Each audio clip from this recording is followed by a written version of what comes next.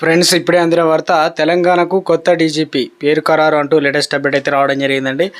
So ఆ వివరాలు ఏంటనేది వీడియోలో తెలుసుకుందాం. వీడియోని చివరి చూడండి, కంప్లీట్ ఇన్ఫర్మేషన్ అయితే అర్థమవుతుంది. మీలో ఇంకెవరైనా సరే మన ఛానల్ సబ్స్క్రైబ్ చేయకుండా చూస్తున్నట్లయితే వెంటనే మన ఛానల్ సబ్స్క్రైబ్ చేసుకోండి. ప్రభుత్వం నుంచి వచ్చే లేటెస్ట్ అప్డేట్స్ అన్ని కూడా ముందుగానే మీ ఫోన్ నోటిఫికేషన్ రూపంలో అందించడం జరుగుతుందండి. చూస్తున్నారు కానీ లైక్ చేయడం మర్చిపోతున్నారు, దయచేసి లైక్ చేయండి.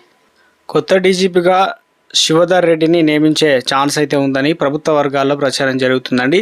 యూపీఎస్సీ నుంచి వచ్చిన ప్యానల్ లిస్టులో ఆయన పేరు తప్పకుండా ఉంటుందని టాకు. ప్రభుత్వం సైతం ఆయన సేవల పట్ల సంతృప్తికరంగా ఉందని, అందుకే ఆయన డీజీపీగా నియమించేటువంటి అవకాశం ఉన్నట్లు తెలిసింది.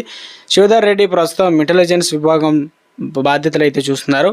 కాంగ్రెస్ అధికారంలో వచ్చినప్పటి నుంచి సీఎం రేవంత్ రెడ్డి ఆఫీసర్లు కోర్ టీంలో ఆయన ఒక సభ్యుడిగా ఉన్నారు.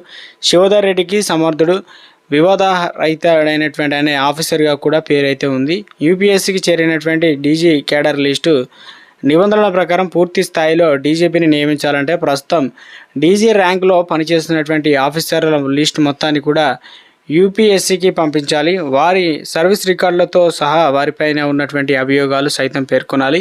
ప్రస్తుతం రాష్ట్రంలో 11 మంది ఐపీఎస్లు, డీజీలు, అడిషనల్ డీజీ హోదాలు అయితే వివిధ విభాగాల్లో పనిచేస్తున్నారు.